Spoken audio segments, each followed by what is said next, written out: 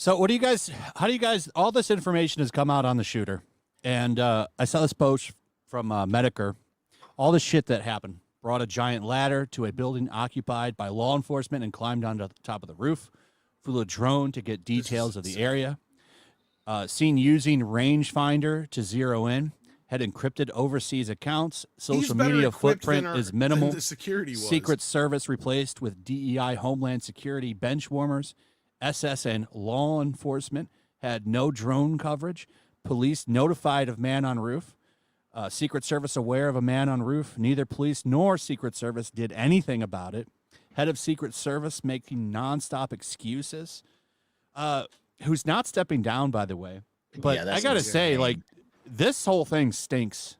Mm-hmm. Oh, it stinks to high heaven. Where's the information? I do not believe that he had a minimal footprint. They can't get in his phone, by the way. What's going on? I heard they did, actually, but then they said, oh, there's nothing in it. Bullshit. Bullshit. They raised his online footprint. They're hiding something, clearly, and I'm not trying to get all conspiratorial, because I'm usually just a cigar type person, you know? Well, what I think they're hiding is absolute incompetence. There's that. That's part of it. And just absolute incompetence. Failure to cross the board. Even people I've seen who are former like CIA agents stuff that I've seen in interviews that, you know, even stuck up for some of the tactics and what had happened that day. They still can't believe that Miss Cheeto hasn't stepped down yet. Mm-hmm. Well, I am conspiratorial, and I just want to say that I think that there's more to this than people want to essentially admit. Yes, there is the incompetence part of it, but I think it was intentional incompetence for a specific reason, and I think they wanted him dead. 100%. There's too much of this information. Right. I don't think it was a setup, but I think there was a lack of acting. I don't know.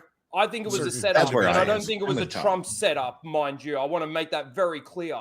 Why would he blow his own ear off? Oh, no, he didn't get shot. When he ducked down, that's funny. One of the Secret Service agents pulled out their gun and just grabbed his Why is it okay? Off. So think back to the election and the coup. Now, if you were to talk about the election and to say that, you know, it was cheated or rigged or anything, they would ban you off of YouTube. They would ban you off of social media. The same for COVID. If you said, oh, it's from China and all this shit, they would hit you and demonetize you, ban you, whatever. But it's okay for all of these leftists to run around and say that this is staged and it's not real and Trump's faking it. That's okay. You can say that. No consequences. It's such a fucking double standard. Yep. Alex Jones paid $1.5 billion to... Absolutely. Yeah. Or no, he didn't even pay because he doesn't have $1.5 billion. He lost InfoWars because he asked questions about a mass shooting, and people are doing that now, and they will suffer absolutely none of the same consequences. That's a damn good point, Brett, and you're right. It's like Keith Olbermann is out there just asking for a lawsuit. Mm-hmm. Have you seen some of the shit? Oh, yeah. Hold on. I got that. Let's play that. Let's play that shit he's saying. Got that bookmark. I think there is a much bigger conspiracy than people want to admit behind this. Right. And like I said, I don't necessarily know if there's a second shooter. I don't want to go that far. I think that water tower theory is very interesting. I don't want to get too hard into it because I don't know all the details, but I watched a video breaking down the two-shooter conspiracy, and I gotta say, it's pretty intriguing. I think basically what I was trying to say before, though, is a combination of A, them not wanting to give him enough protection, B, the lack of decent protection, and the lack of acting, and there was a blind spot, and that kid only needed a half hour or so to figure out where that blind spot was. Whether he got a tip or that I don't know. Then we're gonna, you know. So apparently, it's okay for Keith Olbermann to say all this shit. No, I do not think this is it, but I do think that it. I haven't watched this, by the way. I've saved it. Is not very far away now.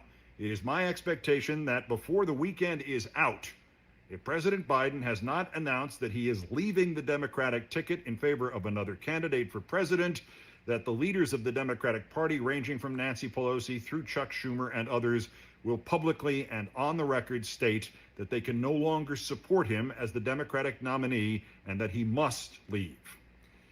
The dam broke to some degree last night. Chuck Schumer, according to ABC News, had gone to Rehoboth Beach, Delaware, last Saturday, and in a one-on-one meeting with the president, quote, forcefully made the case that it would be better for Biden, better for the Democratic Party, and better for the country if he were to bow out. Additionally, Nancy Pelosi's top protege, the future California Senator Adam Schiff, publicly stated on the record yesterday that Biden should leave the ticket. Others may do so immediately. Others may do so after the weekend is out. What the exact next step is unclear. In what is probably an extraordinary event of timing, in Las Vegas last night, the president tested positive for COVID and had to rush back east and cancel all his engagements. Unless you think this is some kind of John Kennedy 1962 Cuban Missile Crisis where he suddenly had to cancel all of his events because of a, quote, cold, unquote, it really is just a coincidence. There's one other important note. After 5 days of no confirmation that the injury to Trump's ear in the assassination attempt was actually from a bullet, we have to now assume that they're lying about something that happened to Trump on Saturday. Okay. No one has confirmed it, and there is no good reason why no one has confirmed it. All that and much more. That's why Hulk on the Hogan was Thursday speaking. He Countdown taught him how to edition of the blade podcast, himself at the bottom now of the available pile. wherever. That's right. Yeah. Trump knew exactly how It's to a turn to the wrestling hard trick. can. It's a wrestling truck. Yeah, just blades his ear. Here's where you use the laser blade, brother. Well, and they have to ignore that somebody actually was killed and how many others were injured on top of it all, right? That's where I find the problem with this. Oh, it's an inside job. I refuse to believe they're going to go, okay, we're just so we can get reelected, we're going to murder one guy and put two in the hospital.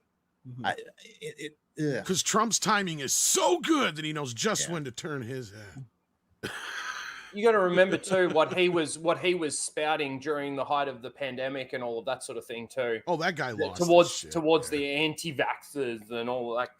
Like, I'm so glad I have no idea who this guy is. He's a left-wing he guy. used to be a sportscaster, actually, a rather respected one back in his day. Yeah, and then he got old and lost his fucking mind.